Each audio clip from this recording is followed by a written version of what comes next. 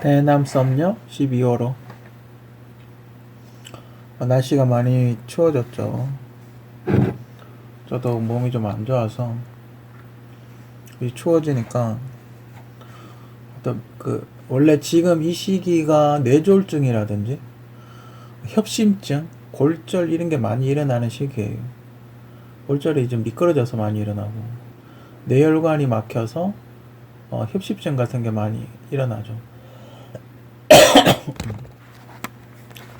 여러분들도 건강 유의하시고 여기서 이제 봄까지 조심해야 돼요, 그죠? 아무튼 12월호 처음 소식은, 처음 이야기는 내년에 이제 갑진년생 곧 이제 12월 달이니까 우리 간편사주를 한번, 갑진년은 어떤 해인가, 간편사주를 한번 보고 자신의 어떤 사주하고 한번 맞춰보는 것도, 내가 뭘 조심해야 될까, 그런 거에 대해서 한번 좀 생각해 보는 것도 좋지 않을까, 그렇게 생각합니다. 용띠죠. 용띠인데 갑이에요, 그죠? 형제로 치면 첫 번째 용인 거죠. 첫째로 태어난 용인 거죠. 갑은 큰 고목 또는 나무가 우거진 산림이다. 지는 곡식을 재배할 수 있는 습한 흙이다. 뭐 쉽게 이야기하면 논에 나무를 많이 심어 놓은 거랑 비슷하죠. 논이나 밭에다가 나무를 빽빽하게 심어 놓은 거하고 비슷하죠. 그렇다면 상반기는 성장, 하반기는 뭐랄까, 뭔가 빨리는 느낌? 상반기는 성장, 하반기는 희생? 그렇게 되지 않을까. 그래서 거기에 맞춰서 생활하면 더 좋겠죠. 근데 뭐 이런 거는 맹신을 한다 이렇게보다는, 그럴 수도 있으니까 뭐 준비를 해야지. 그러면 상반기에 좀 투자를 많이 하고 하반기에는 약간 방어를 해야 되겠다, 뭐 이런 생각 해볼 수 있죠. 상반기에 투자하고 하반기에 굳히는, 뭐 그런 스타일로 하면 좋지 않을까. 마침 또 내년에 총선이 있어요, 그죠? 마침 내년에 이제 얼마 안 남았죠. 마침 내년에 총선이 있어요. 상반기 안에 총선이 있죠. 그래서 이 갑진년생 사주하고 맞는 연생, 그러니까 좋은 연생, 갑진년생을 더욱 이렇게 좋게 할 수 있는 뭔가 맞아떨어지는 연생은 72년생 맑은물, 76년생 병진년생, 저하고 동갑이겠죠. 78년생이 있을 거예요, 그죠? 79년생 산이고 79년생이 밭이니까 굉장히 좋겠죠. 이 사람들이 기가 빨릴 수가 있긴 해요. 기가 빨리겠죠. 아니면 성장을 하든지 기가 빨리든지. 하여튼 이 사람들이 있어야 내년에는 일이 잘 풀리고 성장을 하고 열매를 맺고 하지 않을까, 그렇게 생각이 됩니다. 아무튼 갑진년, 내년에 2004년 2024년 갑진년이니까 용띠 해죠. 용띠에 하나 팁을 드린다면, 용띠는 누가 하나 죽는다 그러죠. 태어나면. 가족이 됐든 본인이 됐든 부모가 됐든 자식이 됐든 자기 주변인의 누군가가 한 명 죽는다고 그렇게 알려져 있어요, 사주 보는 거기에. 그리고 이거는 목의 토거든요. 그러니까 토의 목이잖아요. 목이니까. 또 용도 목이에요, 그죠? 나무가 굉장히 많으면 흙이나 밭이 견디기가 힘들겠죠. 서로 영양분을 너무 많이 빨아먹을 테니까. 이럴 때는 오히려 도끼로 약간 쳐내는 것도 괜찮아요. 약간 약한 나무는 도끼로 몇 개 베어내는 것도 좋죠. 마침 마침 그거하고 비유사하게 대구 영당권 총선 물갈이론이 대두되고 있죠. 쓸데없는 나무는 쳐내겠다 뭐 이런 거 그런 의미로 해석을 할 수도 있겠죠. 아무튼 내년에 갑진년생이다.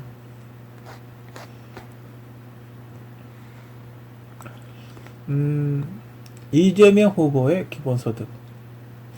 우연히 이렇게 유튜브를 보다가 예전에 이제 이재명 후보가 대선 때 그 기본소득에 관련해서 이렇게 이야기를 했던 거를 좀 정리를 해놓은 유튜브가 있어가지고 하나 이렇게 캡처를 좀 해봤어요. 그 뭐지? 근데 제가 듣기로는 제가 잘못 들었는지 이해를 잘못했는지 모르겠는데 그냥 100만 원을 준다 이렇게 처음에 이제 그렇게만 들었어요. 그래서 당연히 월 100만 원이겠지? 연 100만 원이면 너무 작잖아요. 한 달에 10만 원밖에 안 되는데 그게 과연 기본 소득으로 할 수 있을까? 당연히 월 100만 원이겠지. 최저임금이 한 절반 정도, 그때 당시 최저임금의 절반 정도 수준이었으니까 월 100만 원이었다 이렇게 생각을 했어요. 근데 이렇게 정리를 해놓은 파일을 봤을 때 연 100만 원이더군요. 1년에 100만 원, 청년들은 1년에 200만 원 뭐 이렇게 준다고 그렇게 알려져 있더군요. 그러면 한 달에 한 8만 원 많아봐야 9만 원 정도인데 그 정도였으면 글쎄 뭐 안 받는 것보다는 낫겠지만 이재명 후보의 지지가 그렇게 올라갔을까요? 글쎄요. 그 윤석열 후보의 어떤 기초연금 올려준다? 기초연금 40만 원하고 별반 다를 게 없거든요. 물론 그건 어르신들만 주는 거긴 하지만 기초연금 40만 원과 별반 다를 게 없어요. 딱 그 정도 수준이거든요. 물론 이거는 이제 청년들도 준다. 이런 어떤 그런 게 있으니까, 그죠? 그리고 제가 예전에 제안했던 기본소득 30만원 있지 않습니까? 제가 예전에 이야기했던 기본소득 30만원은, 하루에 제가 산정했던 건 하루에 10,000원 정도는 있어야 되지 않나? 그죠? 사람이 최소한 좀 비굴하게 살아가지 않고 그래도 밥을 사 먹으려면 하루에 10,000원 정도 있어야 되지 않나? 그래서 한 달에 30만원이라고 생각을 했어요. 그래서 지금 이제 지났잖아요. 물론 이재명 후보가 대통령이 된 건 아니지만 지금 이제 시간이 한 2년 가까이 지났잖아요. 그래서 지금 물가가 올라가고 상승하고 어떤 정부 정책의 어떤 흐름을 봤을 때 충분히 30만원 줄 수 있고, 그리고 지금 빚을 내지 않고도 600조 세금을 충당했지 않습니까? 그렇기 때문에 충분히 전 할 수 있다고 봐요. 근데 문제는 이제 다른 예산을 삭감을 해야 되겠죠. 다른 예산을 삭감을 해서 만들어야 되겠죠. 그죠?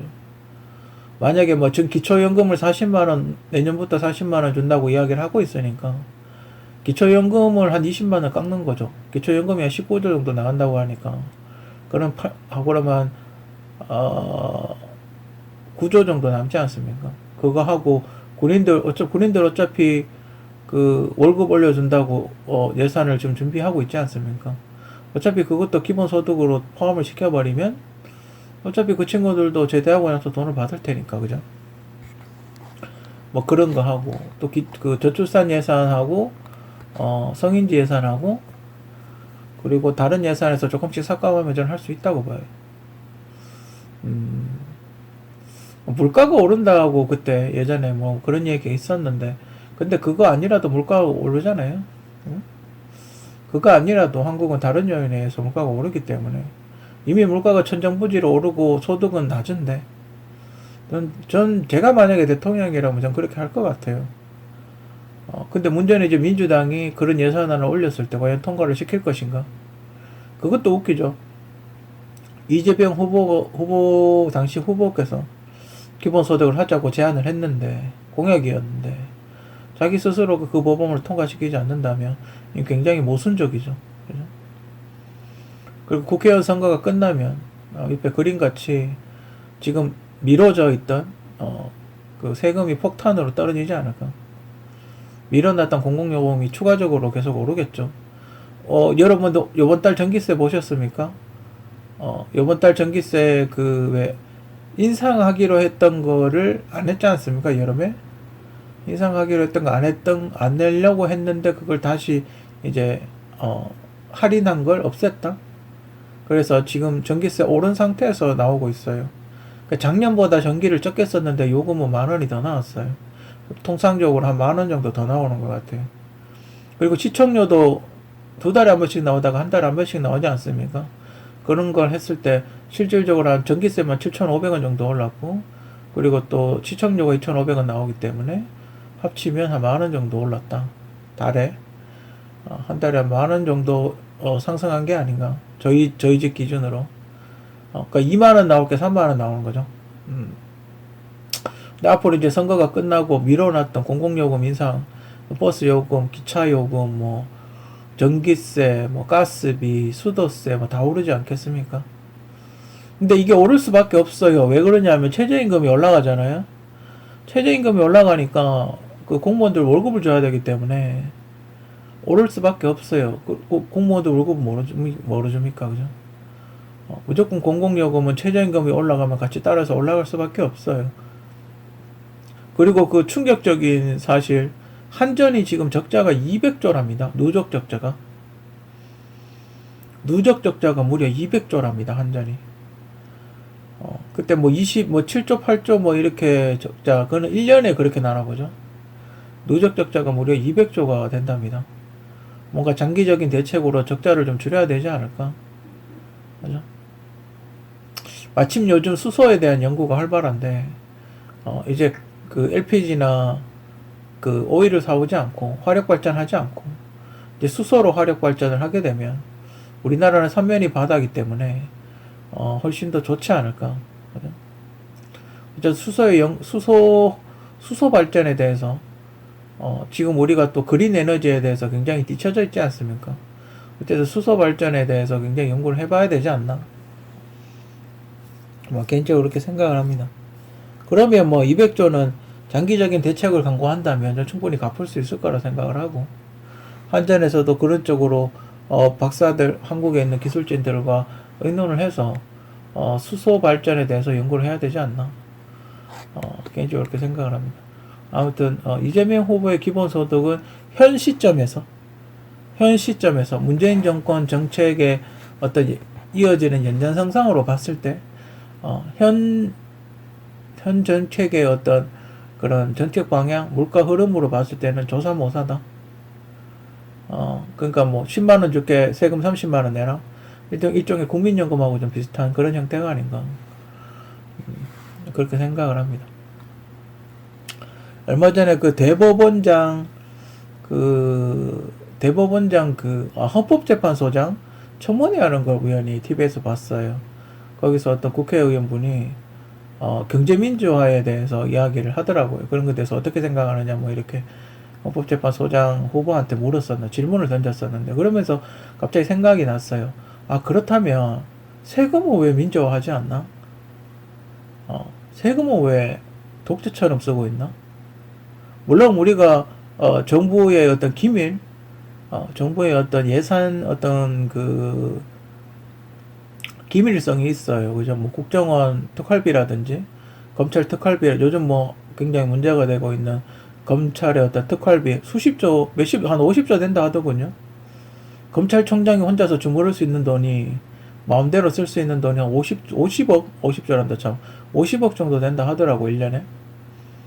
뭐 그런 특활비라든지, 뭐 수사할 때 조목조목 어디에 썼는지 다 이야기를 하면 아무래도 안 되지 않겠습니까? 우리가 그런 걸 충분히 감안을 한다 하더라도 공개할 수 있는 세금 내역이 있지 않습니까? 지금 이제 공개를 요청하면 공개를 한다고 알고는 있는데, 복지예산 이런 거는 공개해도 상관없지 않습니까? 그죠? 그런 거는 왜 공개를 안 하는지. 혹자는 우스갯소리로 그렇게 이야기를 하더군요. 올해 예산안 어떻게 되냐? 올해 예산은 어떻게 될 것 같냐? 이러면 작년 거 보면 된다고 뭐 그렇게 우스갯소리로 이야기를 하더군요. 한국은 왜 세금을 민주화로 시키지 않고 기업은 많이 민주화가 되어 있는데 세금을 왜 민주화를 시키지 않고 독재처럼 사용하고 있는지 궁금하고 국민들이 이야기하기 전에 스스로 4대 일간지라든지 뉴스나 인터넷이나 원한다면 P2P 파일에 새 예산안 뭐 상세 완전 자세하게 뭐 얼마 쓰고 이렇게 아니라도 그래도 대략본이라도 올려줬으면 합니다. 그죠? 누구나 열람할 수 있게끔 그렇게 해줘.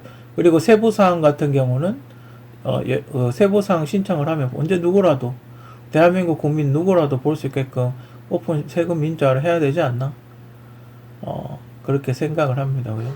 물론 1차적으로 국회의원들이 예산 심의를 하고 있기 때문에 우리를 대신해서 예산 심의를 지금 하고 있죠.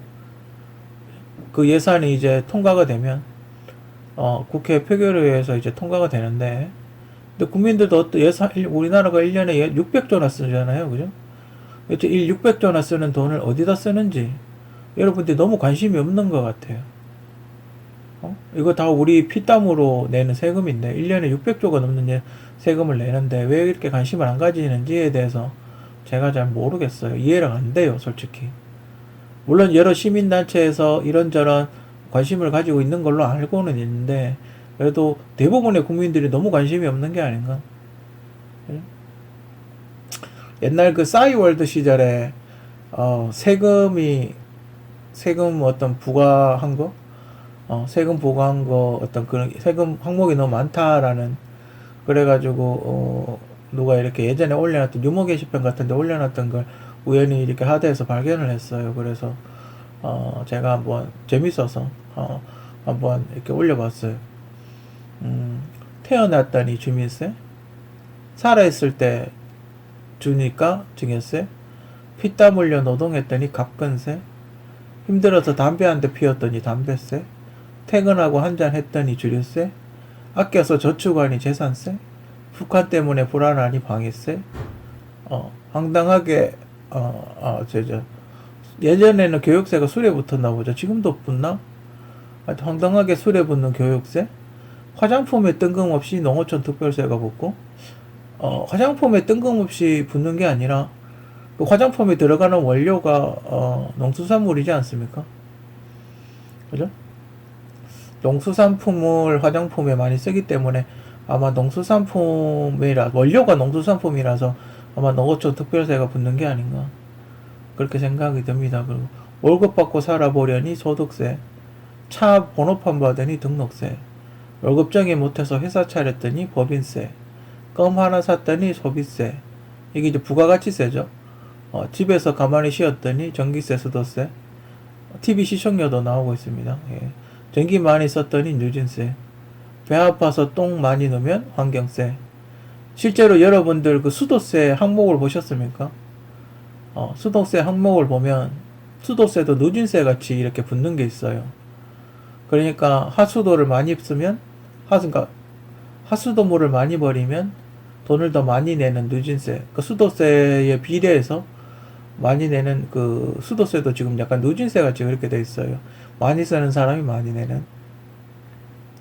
돈 좀 있는 사람은 탈세, 죽으면 만세. 옛날에 이렇게 유머 게시판에 누가 이렇게 올려놨던 것 같아요. 그래서 재밌어서 옮겨봤습니다. 시장에서 물건 사면 부가가치세가 붙죠. 기름값이 오르면 유류세가 붙고, 죽고 나서도 받아가죠. 의료보험료. 여러분들이 의료보험료 만약에 미납을 하게 되면, 만약에 장기 미납을 하게 되죠. 그렇게 되면 여러분들이 상속받는 재산에서 의료보험료를 가지고 갑니다. 의료보험료를 거기서 내야 돼요. 만약에 기업을 운영하시는 분들이 직원들 왜 50% 직장에서 보조해 주잖아요. 그거를 만약에 장기 연체해서 금액이 크잖아요. 그런데 그 사람이 음닉 재산이 있어가지고 상속을 하려고 하면 의료보험관리공단에서 그 안 냈던 거 가지고 갑니다. 그거 빼죠. 그 부분을. 죽어서도 받아가는 의료보험료입니다. 돈만 받고 죽으면 안 주는 국민연금. 이건 뭐 제가 저번에 다뤘기 때문에 따로 이야기를 안 하겠습니다. 조건이 까다로워 못 받는 실업급여. 예전에 이거 저희 아버지가 한 6개월 정도 어디서 일을 해가지고 그 실업급여를 꼬박꼬박 가져갔거든요. 그래서 6개월 정도 일했으니까 돈 받을 수 있겠지 이러면서 갔더니 뭐라더라, 일요일 토요일 다 빼고 날짜가 180일, 6개월이니까 3 6이 18이니까 180일 꼬박 일을 해야 받을 수 있다고. 그래가지고 한 10일인가 한 며칠 모자란다고 안 주더군요. 죽고 나서 물려주면 상속세, 지방간 장만하면 종부세, 비행기 타면 공항세. 지금 여기에 말고 더 있죠. 뭐 관세라든지, 뭐 지금 여기는 이제 요 정도만 적어놨는데, 뭐 이런저런 세금들이 엄청나게 많이 있죠. 우리 주변에. 우리도 모르는, 그죠? 어떤 사안으로 가봐야 아는 여러 가지 이상한 세금들이 많이 있어요. 그죠? 이렇게 세금 항목이 많고 많은 600조나, 1년에 600조나 되는 세금을 내고 있는데 왜 세금 운영을 공개를 하지 않는지. 우리나라도 기업 민주화에 이어 세금 민주화를 해야 되지 않나? 개인적으로 그렇게 생각을 합니다. 제가 얼마 전에 뭐더라? 저번 지자체 선거 때였죠. 작년 지자체 선거 때인가? 제가 그 몸이 좀 안 좋아서, 거기 왜 이렇게 선거하러 가면 이름 쓰잖아요. 선거하러 가서 이름 쓰는데 갑자기 이 손이 갑자기 이렇게 컨트롤이 안 되는 거예요. 제어가 안 되는 거예요. 손이 막 심한대로 움직이는 거예요, 갑자기. 그런 일이 있었어요. 그래서 제 이름을 제대로 못 썼는데, 그때 이후로 계속, 뭐 그런 이상한 소리가, 지 이름도 제대로 못 쓰냐고. 아니면 저를 다른 사람으로 알고 있는 건가? 누가 저를 사칭해서 계속 자기가 박상복이라고 그러고 이야기를 하고 다니는 건가? 제가 그렇게 뭐 쥐뿔도 없는 놈인데 뭐 저를 사칭하고 다닐 이유가 있나요? 그죠? 이상하죠? 뭐 아무튼 그런 소리가 자꾸 들려서 한번 이야기를 해봤습니다. 그래서 저보고 뭐 동네 바보라 그러고 제가 몸에 열이 좀 많아요. 그래서 약간 쌀쌀한 날씨에도 반팔 입고 다니고 그런 게 좀 있어요. 한겨울에 반바지 입고 다니고 그런 게 제 몸에 열이 좀 많아서 그래요. 예전부터 그 한겨울에 선풍기 틀어놓고 자고 뭐 그런 게 있어요. 그래서 체질적으로 열이 많기 때문에 뭐 어쩔 수 없는 거고, 그죠? 독극물에 의해서 열이 날 수도 있겠죠. 보통 독을 먹으면 열이 나기 때문에. 열이 나면 머리 쪽으로 열이 쏠리게 되죠. 그래서 뇌손상을 일으키게 되죠. 그 헬렌 켈러 같이 그렇게 되는 거죠. 머리 쪽으로 열이 너무 많이 쏠리고 몸에 열이 너무 많이 나면 시신경이 손상돼서 장애를 입게 되죠. 아마 그렇게 되라고 누군가가 독극물을 먹이는 걸 수도 있겠죠. 아무튼 그래서 누가 더 바보인가 제가 생각을 해봤어요. 아까 세금 민주화에 이어 정보지원금을 이렇게 쓰고 있는데 왜 아무도 이야기를 하고 있지 않는지. 그죠? 지금 뉴스에 나와 있는 뉴스에서 본 여러 가지 사안에 대해서 제가 한번 이야기를 해볼까 합니다. 그죠? 서울시 시민단체 3년 동안 3천억씩 9천억 지원. 박원순 서울시장 시절에 그렇게 지원을 해줬다고 알고 있죠. 그죠? 저출산 예산 280도 쓰고 산부인과가 없어요. 진료하는 데는 있겠죠. 초음파 1차 병원, 초음파는 있는데, 그러니까 조산원이라 그러죠. 그러니까 아기를 놓는 그 병원이 없다 그러죠. 그러니까 제왕절개를 한다든지, 뭐 그런 데는 병원 시설이 많이 없다고 알려져 있죠. 그런데 무려 저출산 예산을 280조나 쓰고, 산부인과가 없어서 애를 못 낳는다는 게 말이 됩니까? 대구 경북 지역에서도, 약간 대구 근처 약간 경북 지역, 그러니까 뭐 의성이나 여전 이제 군인은 포함이 됐지만 의성이나 이런데 약간 외곽지는 산부인과가 없어서 애를 놓지를 못한답니다. 아무튼 근데 돈을 무려 280조나 쓰고 산부인과 하나도 제대로 못 만들어 놨다는 게 좀 그렇죠. 성인지 예산 매년 30조 쓰고 뭐 하는지 여러분들 아세요? 성인지 예산 매년 30조, 뭐 15조는 기금 적립해 놓고 15조를 쓰고 있다는데, 뭐 15조를 어디다 쓰는지 아세요? 저도 인터넷에 성인지 예산이라고 봤는데 세부 항목은 없더군요. 그냥 두리뭉실하게 15조는 쓰고 15조 기금한다고 하니까 그렇게만 나와 여성부 예산 1조 4천억 쓰는데 뭐 하는지 모르고. 지금 여성부 예산 1조 4천억이면 이게 얼마나 큰 돈이냐 하면, 예전에 전라도에서 그 아파트 무너진 적 있죠. 현대에서 만든 아파트 천장에 그 무너져가지고 새로 지어야 된다는 아파트 있죠. 그걸 새로 짓는데 3천억 정도 든답니다. 그 무너진 아파트 한 네다섯 개, 한 네 개 정도 지을 수 있죠. 맞아? 네 개 정도 지을 수 있는 돈이에요. 1년, 매년 4개 정도 지을 수 있는 돈이에요. 어마어마하죠. 그러면 5년 임기 같으면 어마어마한 아파트 큰 대단지 하나 만들 수 있는 수준. 그 정도예요. 그 정도 예산을 쓰고 뭐 하는지 몰라요. 그죠? 국가 부채가 그 총부채입니다. 국가 부채 2천조가 넘는데 아무도 뭐라고 하는 사람이 없어요. 이거 어떻게 해야 되나? 물론 뭐 정부에서 그 장기 채권 같은 거 발행해가지고 뭐 이렇게 약간 분산을 시키긴 하겠죠. 분산을 시킨다 하더라도 국가 부채 2천조가 없어지는 건 아니에요. 그죠? 부채가 그대로 남아있고, 저 부채를 줄이려는 장기적인 계획이나 이런 게 거의 없어요. 물론 다른 나라에 비해서는 부채가 낮다라고 이야기를 하지만 한국 경제 규모로 봤을 때 2천조는 결코 작은 돈은 아니에요. 그죠? 부정선거 증거가 차고 넘치는데 선관위에서 아니라고 하면 끝. 선관위 위원들 자녀 특혜 취업 비리 조사 중. 뭐 유명한 거 있죠. 대선 때 뭐 카메라를 수건으로 가려놨다든지 뭐 그런 거는 직접적으로 본 거고. 굉장히 많은 의혹들이 제기를 했었죠. 뭐 원래 총선도 전혀 고치지 않고 이대로 그냥 선거를 할지 어떻게 될지는 모르겠지만, 저는 더 이상 선거의 어떤 신뢰성에 대해서 거의 없다고 봅니다. 자기 마음대로 다 바꿀 수 있지 않나. 더 이상 선거에 저렇게 할 바에는 선거의 신뢰성이 없어요. 그죠?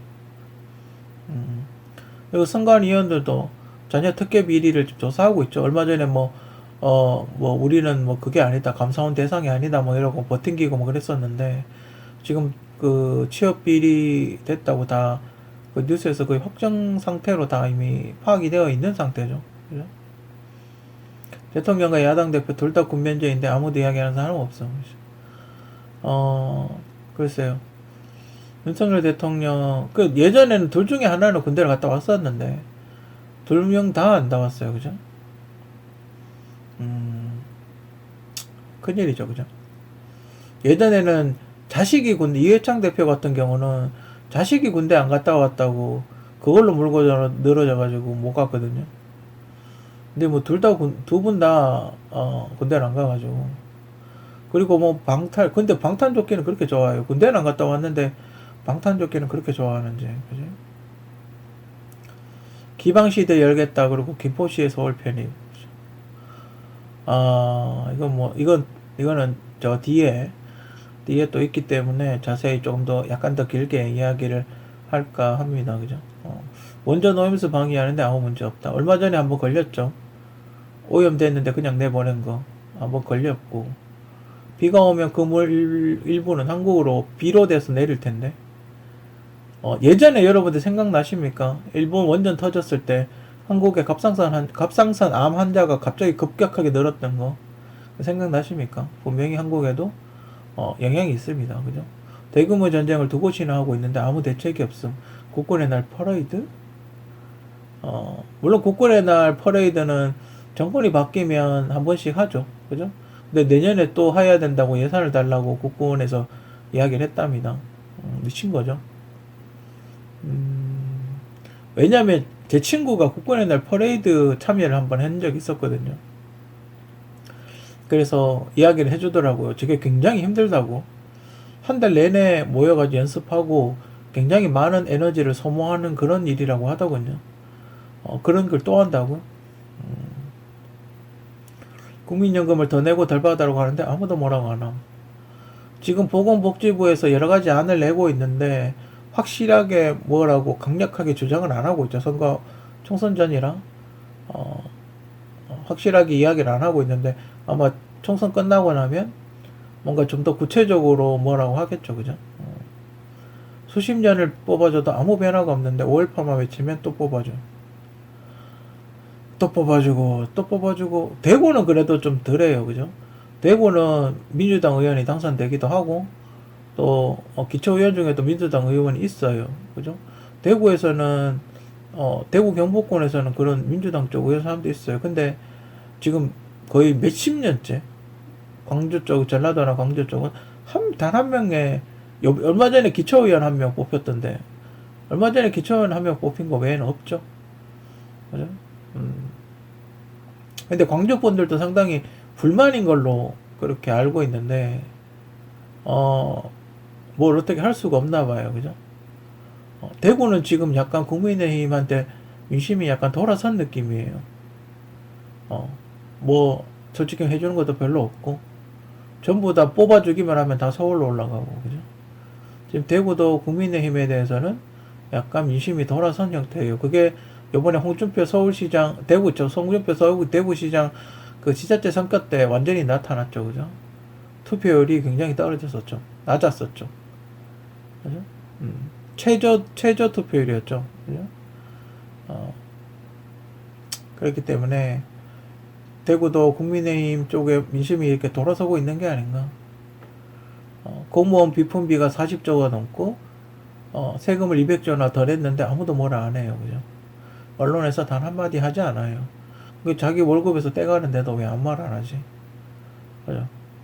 공무원 비품비가 40조가 넘는다는 건 되게 오래전 얘기예요. 지금은 아마 더 많이 쓸 겁니다. 비품비가 뭔지 아시죠? 휴지, 볼펜, 뭐 의자, 책상, 뭐 그런 거 사는 거, 복사 용지, 뭐 프린터 용지, 뭐 이런 거 사는 거, 그런 게 비품비예요. 그게 40조가 전국적으로 40조가 넘는답니다. 어마어마하죠, 그죠? 우리나라의 그 어떤 기업도 비품비 40조 쓰는 회사 없을 겁니다. 삼성그룹 전체를 다 해도 비품비 40조 쓰겠습니까? 안 쓸 것 같은데. 만약에 제가 경영자라면 비품비를 40조나 쓰면 어떻게든 줄이려는 노력을 할 겁니다. 10%만 줄여도 4조가 남는데, 그죠? 20%만 줄여도 8조가 남아요. 그죠? 어떻게든 비품비 40조를 줄이려고 애를 쓸 겁니다. 전산화를 하든지, 그죠?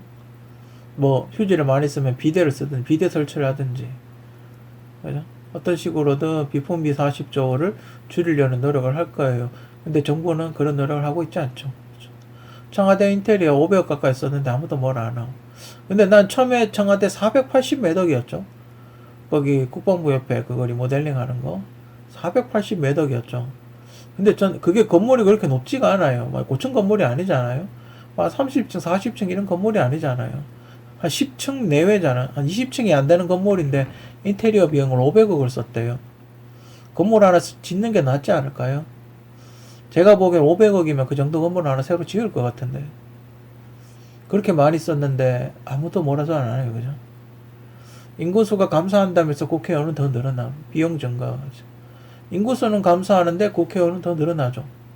근데 이 인구에 대해서 되게 지금 여러 가지 이야기들이 있는데, 왜 저출산인데 학교가 콩나물 학교라고 이야기를 하는지, 왜 그게 많다고, 학생 수가 굉장히 많다고 이야기를 하는지, 애가 안 태어나는데 지금 저출산이 굉장히 오래됐는데 왜 학생들이 바글바글, 물론 도심의 학교는 학생들이 많을 수도 있어요. 왜냐면 시골에 있던 집은 시골인데 시골에서 농사 지내신 분이 그 대구로 와서 공부를 시키는 뭐 그런 경우가 있기 때문에, 뭐 도심 학교는 좀 사람이 많을 수도 있죠. 그죠?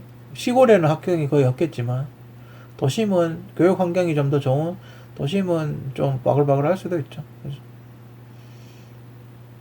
국회의원이 늘어나면 비용이 증가하잖아요. 사무을 한 8명 쓰나? 국회의원 한 명당 들어가는 비용이 한 해 엄청나게 많이 들어가기 때문에 국회의원 수가 많으면 그만큼 세금이 더 많이 나가는 거예요. 그죠? 이렇게 제가 지금 이야기하는 것처럼 이렇게 이야기한다고 뭐가 달 변하겠나 이야기하면서 일하다가 사망을 하죠. 죽을 때까지 일하는 거죠. 한국 사람은.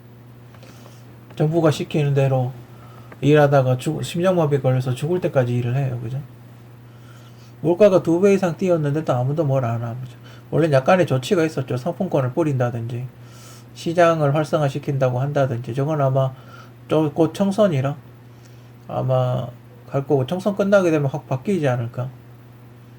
아시안게임 선수들 청와대 만찬도 안 합니다. 그냥 보통 통상적으로 금메달 따고 이러면 청와대 불러서 선수들 격려하고 했는데, 원래는 했는지 안 했는지 모르겠어요. 일단 뉴스 보도에서 본 적이 없는 것 같아요. 그죠?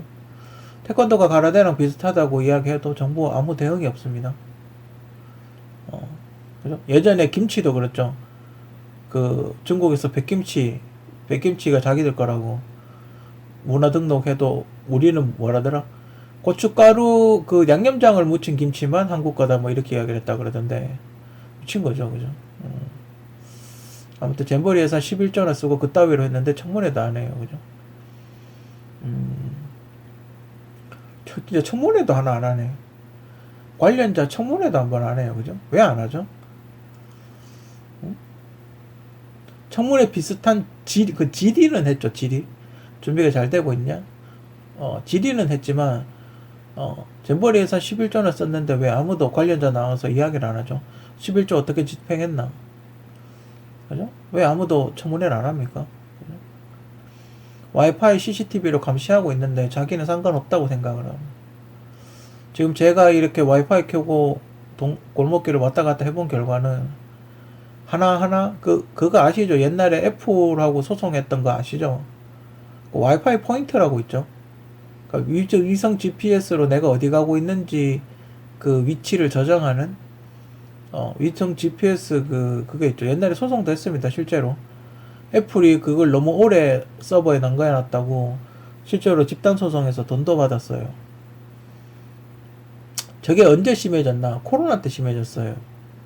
코로나 때 코로나 환자 동선 파악한다고 굉장히 그냥 정부에서 막 열어가지고 확인하고 했었죠. 그래서 심지어 해외에서는 야, 너네 너무 개인의 사생활을 다 뒤벼보는 게 아니냐 이러니까 개인의 사생활보다 코로나가 지금 더 중요하다 막 이러면서 그런 식으로 이야기를 했었죠. 그죠?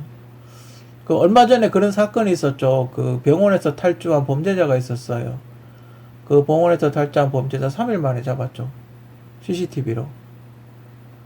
옛날에 신창원이라는 탈옥수가 있었어요. 그 사람 잡는데 6개월 걸렸는데 지금은 3일 만에 잡아요. 그죠? 아무튼 그 정도로 여러분들은 전국에 뿌려져 있는 촘촘한 CCTV망으로 당신이 만약에 정부가 당신을 만약에 감시하고자 마음을 먹는다면 당신의 일거수일투족을 다 감시할 수 있다는 겁니다. 사무실에 가면 앉아서 백신 맞고 사망자 나오는데 계속 맞음. 백신을 맞고 사망자가 나오면 일단 중단을 해야 되지 않나요? 그리고 원인을 뭔지 알아봐야 되지 않나? 응? 근데 사람이 죽어나가고 그랬는데도 1% 미만이라도 계속 백신 맞추는 이유가 뭡니까?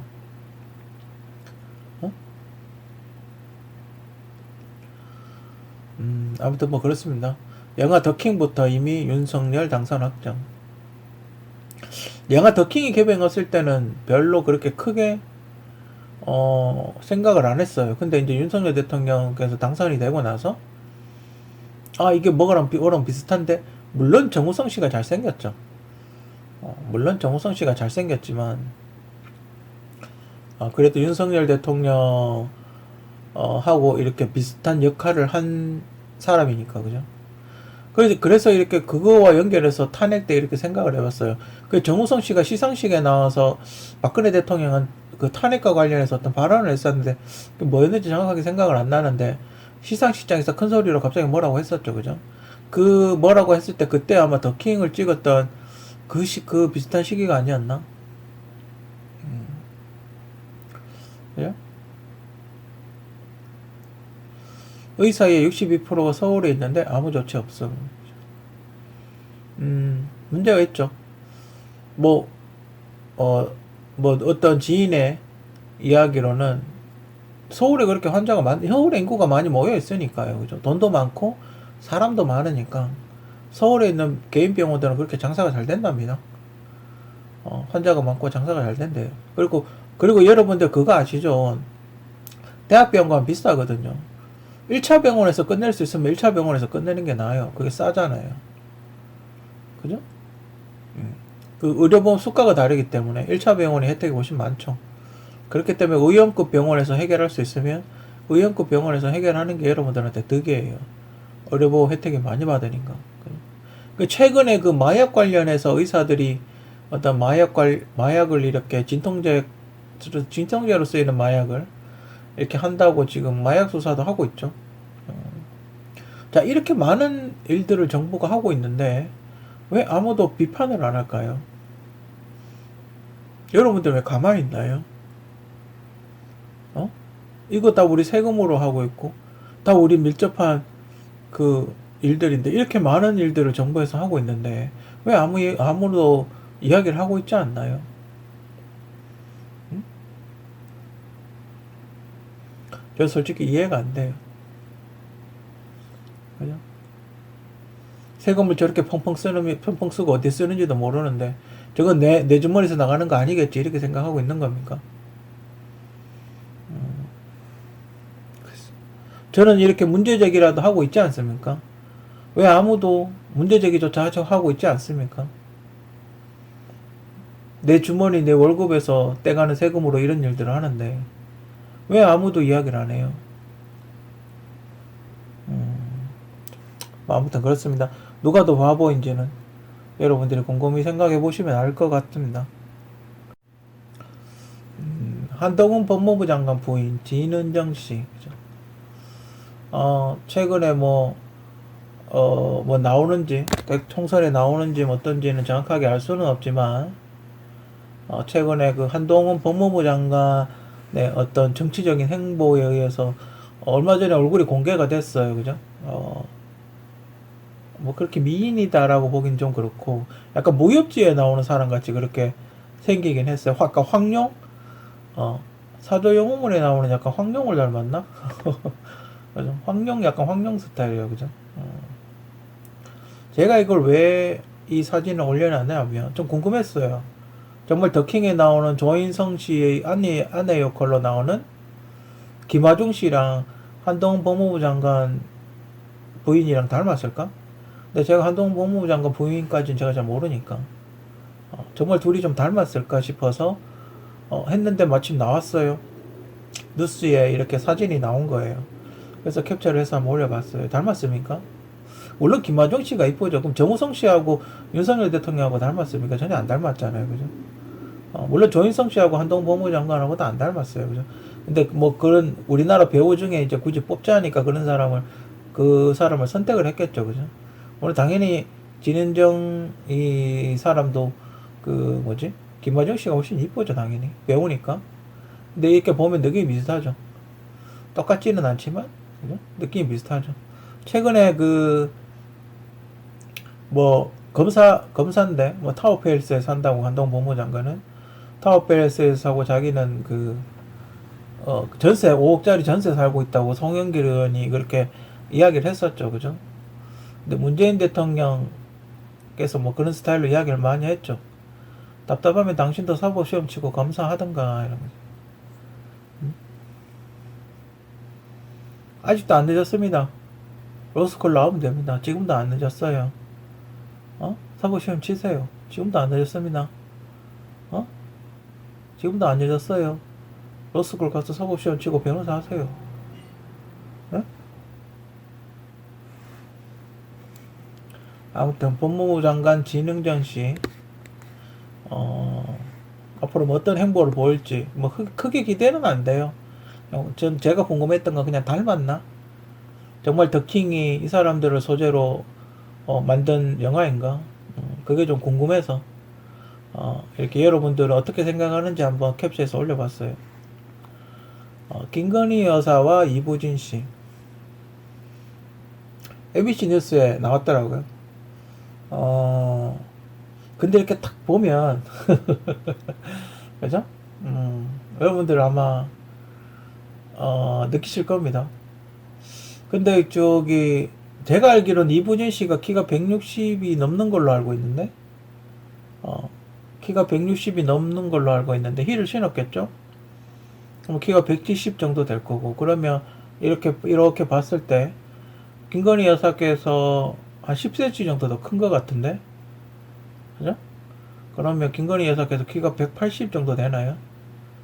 그럼 윤석열 대통령하고 하고 이부진 김건희 여사하고 섰을 때 윤석열 대통령께서 굉장히 키 차이가 많이 났던 걸로 기억을 하는데, 그러면 윤석열 대통령 2m, 2m 가까이 되나요? 그렇게 크나요? 제가 총선 때도 저번 대선 때도 실물을 본 적은 없어서 키가 2m 정도 되나 보죠. 2m 가까이 되나 보죠. 뭐 아무튼 그렇습니다. 참, 예, 그죠? 사진을 딱 보면 뭔가 삘이 딱 오죠. 똑똑하신 분들은 사진을 딱 봤을 때 뭔가 삘이 딱 올 거예요, 그죠?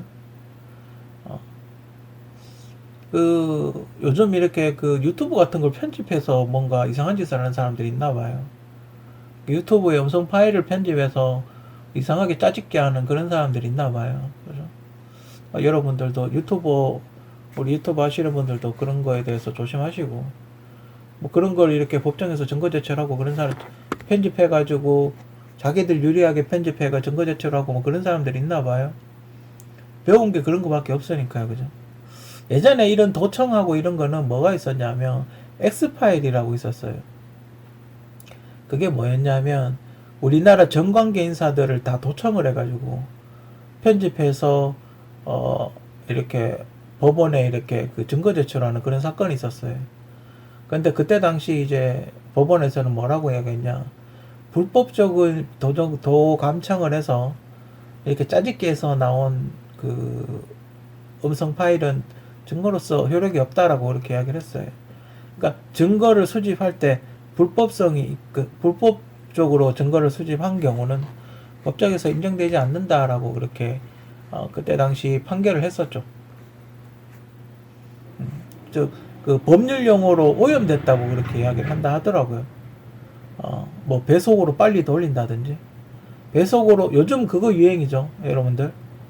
한글로 이렇게 적어가지고 여기 세배색으로 돌리면 완전히 의미가 다른 이야기가 나오게끔, 우리가 왜 이렇게 소리 나는 대로 이야기를 하지 않습니까? 그래서 요걸 배속으로 빠르게, 세배속으로 빠르게 돌리면 완전히 다른 소리가 나오게끔 대본을 미리 써서 전화를 해서 묻는 거죠.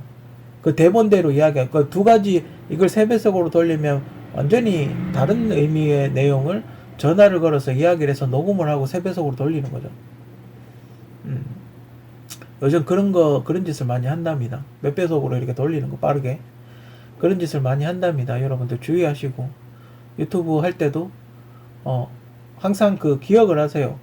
저쪽에서 뭔가 이상한 단어가 나왔을 때, 이거 내가 유튜브 몇 번 파일에 했던 얘기다. 이런 거 정도는, 그 정도는 아마 기억을 하는 게 좋지 않을까? 그게 아마, 손해보는 일이 줄어들지 않을까, 그죠? 이 김건희 여사하고 여기 배경이 옛날 포레스트 검프라는 영화 촬영 기법하고 좀 비슷하죠. 뒤에 파란색 저거는 합성하는 크로마키 같은 거 쓸 때 많이 하는 건데. 아무튼 그렇습니다. 고려 불상 반환 소송. 어떤 고려 시대 때 만든 불상이 있었대요. 그런데 그걸 일본 사람이 그 불상을 훔쳐서 일본에 있는 절에 갖다 놨는데, 어떤 도둑놈이라 그래야 되나? 어떤 의적이, 이거 조선의 불상이다 이러고, 그 불상을 훔쳐가지고 한국에 부석사라는 데 갖다 놨대요. 부석사라는 데 갖다 놨는데, 그러니까 우리 거잖아요. 그러니까 우리 불상인데, 뭐 이렇게 도구를 해갔나 보죠. 그래서 소송이 들어왔어요. 그래서 부석사 소유다, 이러면서 소송이 들어왔는데, 대법원이 이제 최종 판결은 소유권이 일본에 있다라고 그렇게 나왔어요. 그러니까 부석사의 소유권이, 이거 말이 좀 애매한데, 부석사의 소유권이 없다 이렇게 나온 거예요. 일본의 소송을 인정한 게 아니라, 제가 보기에는, 그러니까 이게 이름이 비슷한 절이 있대요. 그러니까 옛날에 이 불상을 의뢰했던 그 사찰이 현재 그 근처에 있는 그 사찰과 같은 사찰로 보기가 힘들다 이런 거죠. 그죠? 그러니까 이 불상을 의뢰했던 사찰과 지금 소유권을 주장하고 있는 사찰이 같은 사찰인지 불명확하다. 이래서 아마 일본의 소유권을 인정한 게 아니라 부속사가 소유권을 인정할 수 없다라는 거겠죠. 그죠? 아마 그렇게 해석을 하는 게 맞지 않나? 저는 그렇게 생각해. 그러니까 일본 게 아니고 이거는 만약에 우리나라 문화재로 그러니까 국가에 기속이 돼야 되는 거죠. 일본으로 반환되는 게 아니라 국가로 기속되는 게 맞죠. 그죠? 아마 그런 건데 뭔가 기자가 잘못 이야기를 한 게 아닌가. 이건 저번 해에 11월호에 이수신 장군 영정 그거랑 약간 반대되는 그런 개념이죠. 이 불상 안에 의뢰서와 증거 같은 게 안에 이 불상 안쪽에 있었답니다. 그래서 이렇게 한문으로 글씨 쓴 그런 증거 자료도 있고 일종의 계약서 같은 거죠. 그런 것도 안에 다 있음에도 불구하고 그렇게 이야기를 했다네요. 근데 내가 보기에는 이거는 기자가 전달을 잘못한 게 아닌가? 일본의 소유가 아니라 그러니까 그러니까 그 소송을 했던 그 사찰의 소유권을 인정할 수 없다라는 거겠죠, 그죠? 아마 제가 그게 맞는 것 같은데. 그리고 며칠 전에 뉴스에 나왔죠. 고려 법 이렇게 고려 시대 만든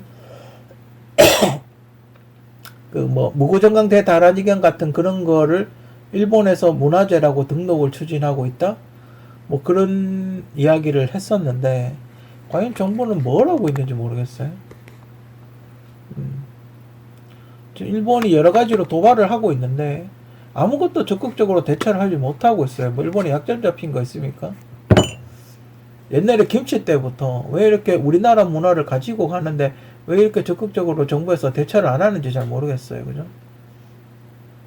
이 뉴스에 의하면 20년 이상 일본 사찰에서 소유를 했기 때문에 소유권이 일본 사찰에 있다 그렇게 보도를 했었는데, 그러면 훔쳐가지고 땅에 묻어놓고 20년만 내가 소유하고 있으면 내 거라는 겁니까? 그죠? 이게 한국의 대법원 판례가 나왔다는 거죠. 대법원 판례 심지어 1심도 아니고 대법원 판결이 이렇게 나왔다는 거에서 심심한 유감이고요. 그죠? 제정신인가 싶기도 하고, 그죠? 이거는 그 부석사의 소유는 모르겠지만 국가로 기속돼야 되지 않나? 그죠? 훔친 물건을 합법화 시키잖아요. 그죠? 이 사람들이 훔친 물건을 합법화 시키려고 어떻게 하냐면 보통 이렇게 경매로 넘기죠. 경매로 넘겨서 주인을 막 바꿔버려요. 그럼 이걸 되찾으려고 경매에서 줬던 그 돈을 달라고 그렇게 이야기를 하죠. 그리고 국제법으로 여러 가지 이야기를 했었는데 제가 아는 국제법하고 좀 다르네요. 그죠? 제가 아는 국제법은 이 문화재가 그 나라 문화재인 게 확인이 되면 그 나라를 돌려줘야 되죠. 그죠? 그래서 문화재를 숨기죠. 안 보여준다고요. 그 나라에 반환을 해야 되기 때문에. 만약에 우리나라 불상을 일본이 가지고 갔으면 발견 안 되게 꽁꽁 숨겨놨잖아요. 근데 누가 어쩌다가 발견을 했어. 여기 사찰에 불상이 있다. 우리 한국 문화재가 있다. 이러고 발견을 했으면 한국 정부에서 요청을 하면 반환을 해야 됩니다. 제가 알기로는 그래요. 국제법을 다시 공부해야 되지 않을까? 그 나라 문화재인 게 확인이 되면 그 나라에 돌려주는 게 국제법 관례입니다. 아무튼 제가 알기로는 그런데 국제법을 다시 한번 확인해 보시는 게 맞지 않을까? 개인적으로 그렇게 생각을 해봅니다. 서울 메가시티에 대한 개인적인 의견. 최근에 서울특별시를 김포까지 확장한다고 그렇게 이야기를 한 뉴스가 되게 황당하다는 식으로 이야기를 했던 그런 게 있죠. 서울은 이미 엄청난 메가시티인데 그걸 더 메가시티로 만들겠다? 글쎄요. 여러 가지 문제점이 생기지 않을까? 그래서 저도 나름 이렇게 생각을 해봤는데 이런 건 어떤지. 김포광역시를 만들고 서울특별시를 만드는 게 어떨지. 그죠? 만약에 행정구역이라든지 여러 가지 문제점이 생길 수 있을 것 같으면 김포광역시를 만드는 건 어떨지. 그죠? 인구가 지금 광역시를 만들 정도가 되는지 모르겠는데, 이 김포광역시를 만들어서 행정구역을 개편하고, 그 서울특별시는 서울특별시 그 주변에 있는 구리시라든지 뭐 이런 거 작은 바짝 붙어 있는 그런 도시만 흡수하고 나머지는 김포광역시로 나누는 게 그게 더 좋지 않나? 왜 이게 이렇게밖에 할 수 없냐 하면, 자, 김포까지 서울특별시로 가버리면 만약에 NLL에서 저 북한이 들어온다면 어떻게 방어를 할 것이냐 이 말이죠. 그럼 수방사는 어디까지 방어를 할 것이냐 이 말이죠. 그죠? 그럼 수방사는 저쪽으로 가야 되나 서울 안쪽에 있어야 되잖아. 그럼 만약에 김포 쪽으로 수방사가 이동을 하게 되면 그럼 서울특별시는 누가 지키나? 그럼 북한이 위에서 내려오는 의정부 쪽에서 내려오는 북한군은 누가 지키냐 이 말이죠. 그 서울은 지켜야 되는 범위가 굉장히 넓은데, 그리고 심지어 지금 군대에 가는 인력도 점점 줄어들고 있죠. 저출산이라. 그러면 인원이 점점 엄청나게 많이 줄어드는데, 그러면 이 넓은 서울과 김포를 어떻게 다 방어를 할 것인지. 그죠? 김포광역시를 만들면 수방사는 이동을 하지 않아도 되죠. 서울에 수도방위사령부가 계속 배치를 하면 되죠. 김포광역시는 예비군과 그 일부 현역으로 메꾸면 되죠. 그래서 김포광역시 쪽으로 만약에 들어온다고 가정을 했을 때 김포광역시가 우선적으로 막고 수방사가 협공 도와주는 그런 식으로 하는 게 훨씬 더 방어하기가 좋지 않나. 그래서 위에서 내려오는 거, 옆에서 들어오는 거 다 방어를 할 수 있지 않나. 그렇게 개인적으로 그렇게 생각을 합니다. 근데 군대를 갔다 왔으면 상식적으로 알 텐데, 그죠? 그런 얘기를 한 번쯤은 들어봤을 텐데, 그죠? 안타깝네요, 그죠? 부모 자식 사이의 성추행? 제 개인적인 생각은 성추행이 성립될 수 없다, 이렇게 생각하고 있습니다. 생각해 보십시오. 갓난 애기가 집에 왔어요. 그럼 애기가 똥오줌을 쌀 거 아닙니까? 뭐 기저귀를 여는 순간 성추행인데, 그죠? 심지어 아동 성추행이잖아요. 부모 자식 간에는 성추행이 성립될 수 없다고 개인적으로 그렇게 생각을 해요. 반대로 또 부모님이 저희 아버지처럼 병원 가서 똥오줌을 싸으면 어떡할 겁니까? 뭐 기저귀를 차고 있는 상태에서 똥오줌을 싸면 어떡할 거예요? 온 팔에 링거를 꽂고 있는데, 그럼 자기 혼자 샤워실 가서 씻고 오라 그래요? 보호자가 다 닦을 수밖에 없다. 그 대변 소변을 다 닦아낼 수밖에 없다 이 말이에요. 그러면 그냥 성추행이 되는 거예요. 그죠? 그래서 제 개인적인 생각은 성추행을 될 수 없다. 성립할 수 없다. 부모 자식 간에는 성추행을 성립할 수 없다 이 말이에요. 그죠? 얼마 전에 그런 사건이 있었어요. 어떤 아내분이, 어떤 남편이 자기 딸한테 뭔가 이렇게 성추행성 어떤 행동을 했었나 봐요. 그래서 눈을 이렇게 찔렀다는 어떤 재판이 있었죠. 거기서 심지어 아내분도 폭행으로 굉장히 높은 형량을 받았었고, 남편분이 무려 18년? 성추행으로 징역 18년? 내가 잘못 봤나? 1년 8개월을 받나? 1년 8개월을 잘못 본 건가? 징역 18년을 받았는 걸로 뉴스에서 봤는데, 글쎄, 제정신인가 싶기도 하고, 그죠?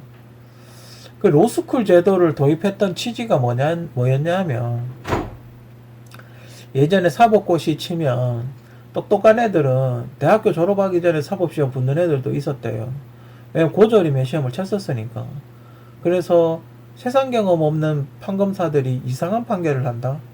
그래가지고 세상 경험도 하고 나이가 좀 있는 사람이 판검사를 해야 된다. 그래가지고 로스쿨 제도, 그러니까 다양한 분야의 사람들이 판검사, 변호사를 해야 된다. 이래가지고 로스쿨 제도를 도입을 했어요. 근데 로스쿨 제도를 도입하고 난 이후에 어떤 이런 판결 같은 게 정말 상식적으로 납득이 안 되는 판결들이 굉장히 많이 일어나고 있어요. 법령도 마찬가지고. 그죠? 그 로스쿨 제도를 한번 점검을 해봐야 되지 않나? 그죠? 그러니까 부모 자식 사이에 성추행이 있으면 우리 딸내미 한번 안아주지도 못합니까? 내 자식인데. 우리 한번 안아주지도, 이거 토닥거리지도 못합니까? 우리 이쁜 애기 뽀뽀도 한번 못해요? 뭐 이런 사회가 있습니까? 세상 천지 그런 사회가 어딨어요? 내 자식을 한번 알아보지도 못하고 이 자식은 누가 키웁니까? 그리고 가장 큰 피해자는 그 학생이죠. 학생은 앞으로 어떻게 생활을 해야 될까요? 그죠? 부모님이 다 그렇게 됐는데, 둘 다 감방 가게 생겼는데, 이 학생은 도대체 누가 돌봐주나요? 가장 큰 피해자는 이 학생이죠. 심지어 여자잖아요. 어? 이 학생을 누가 돌봐줄 거예요. 그래서 제가 생각했던 게 또 있어요. 기숙학교를 만드는 게 어떨까? 물론 요즘은 기숙학교가 많이 늘어났더라고요. 기숙학교가 굉장히 많이 늘어나서 기숙학교 같은 걸 하면 어떨까? 그러면 학교에서 어느 정도 통제도 되고 생활도 어느 정도 되고 아침, 점심, 저녁 다 먹을 수 있고 그죠? 보호도 할 수 있고 또 무슨 일이 있으면 선생님이나 또 여러분들이 있으니까 보호도 해줄 테고 그죠?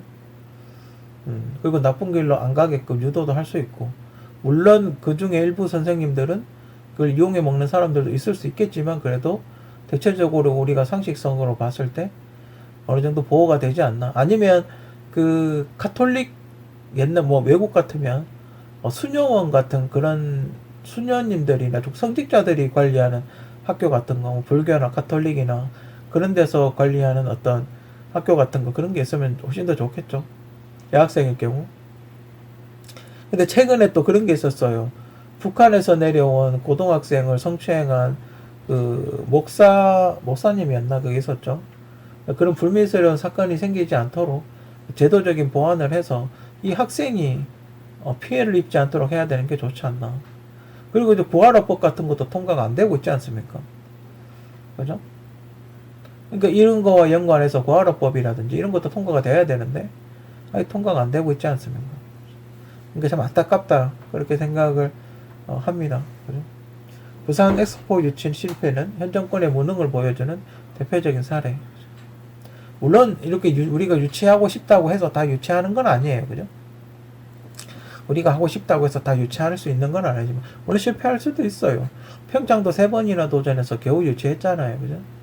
그런 걸로 봤을 때 특히 사우디아라비아 같은 저런 그 산유국의 어떤 오일머니라는 거는 상당하기 때문에 힘들지 않을까 그렇게 생각을 했어요. 그죠?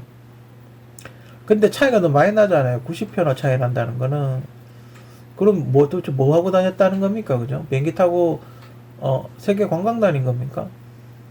솔직히 비행기 타고 왔다 갔다 안 해도 30표 나오겠네요. 그죠? 그죠? 비행기 타고 왔다 갔다 하지 않아도 30표 나오지 않을까? 어떻게 90표 차이가 난다는 거는 이거는 과연 유치 활동을 했는지 의심스럽고 현 정권의 어떤 무능을 보여주는 잼버리 사태에 의해서 이거 지금 이것만 그 유치 실패를 한 게 아니지 않습니까? 잼버리 사태, 뭐 이태원, 또 뭐 수해 모든 면에서 지금 이름 석자 쓰는 것 빼고 다 무능을 보여주고 있는데 상당히 우려스럽습니다. 그죠? 지금 이제 그 무능의 정점을 찍는 게 엑스포 유치 실패가 아닌가. 엑스포 유치 실패하는 것 그 자체가 문제, 그 자체도 문제지만 90표나 차이가 난다는 것 그 자체가 굉장히 문제가 되죠. 축구도 9대 0으로 졌다고 생각을 해봅시다. 완전 개망신이잖아요. 그렇지 않습니까? 축구도 졌는데 9대 0으로 지면 그 무슨 망신이에요 그게. 그죠? 너무 표 차이가 많이 나지 않았나. 도대체 대한민국 정부의 외교력은 없는 건가? 그죠? 하여튼 그 현재 문재인 윤석열 정권의 어떤 무능을 보여주는 대표적인 사례가 아닌가. 그래서 생각을 해봤습니다. 우리가 뭐 유치는 실패를 했지만 우리가 어떻게 반전을 꾀할 수는 없을까. 그래서 제가 한번 생각을 해봤는데 메타버스 사이버 박람회를 하면 어떨까. 마침 4차 산업혁명의 시대고 마침 그 메타버스에 대해서 많이 준비를 하고 있기 때문에 이 메타버스 기술을 좀 더 발전시키기 위해서 메타버스 사이버 박람회를 해서 전 세계인들이 모두가 접속할 수 있게끔 만들면 얼마나 좋을까. 그죠? 그리고 다음 또 유치할 거 아닙니까?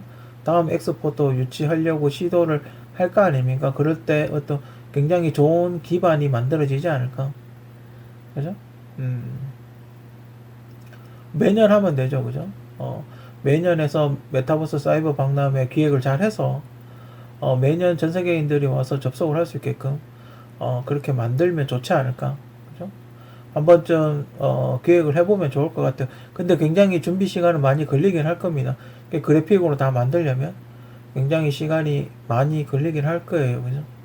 그렇기 때문에 준비를 잘 해서 메타버스 사이버 박람회를 한번 열어보는 건 어떨까? 그제 개인적인 생각입니다. 먼저 끝난 메이저리그? 원래 메이저리그가 좀 빨리 시작했나요? 보통 메이저리그 월드시리즈가 한국 시리즈 끝나고 좀 이따 끝나거든요. 보통. 근데 메이저리그가 먼저 끝났대요. 원래 한국 시리즈는 거의 30년 만에 LG가 통합 우승을 했는데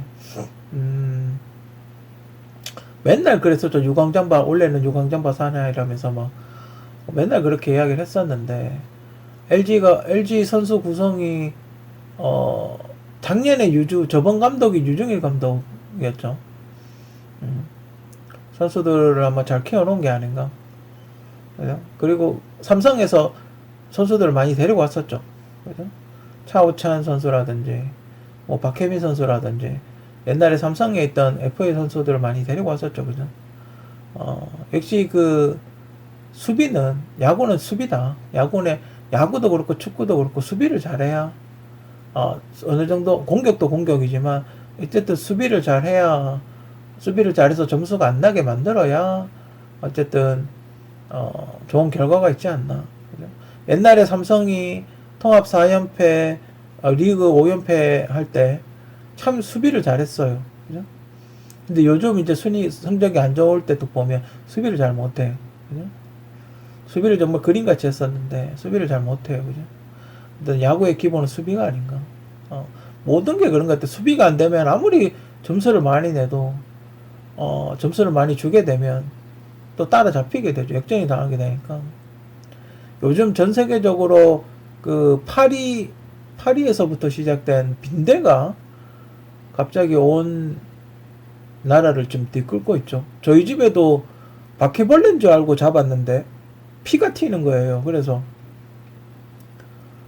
왜 바퀴벌레도 피가 있나? 사람 피 같은 게 이렇게 팍 튀는 모기처럼.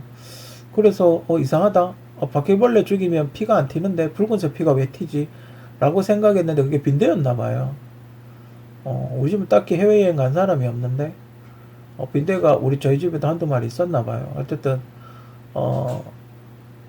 그 옛날 속담이 있죠. 빈대 잡는다고 초가 3단 다 태운다는. 일단 한국도 그런 일을 안 당했으면 좋겠습니다. 그죠? 빈대만 잡을 수 있게끔 노력을 해야 되지 않나?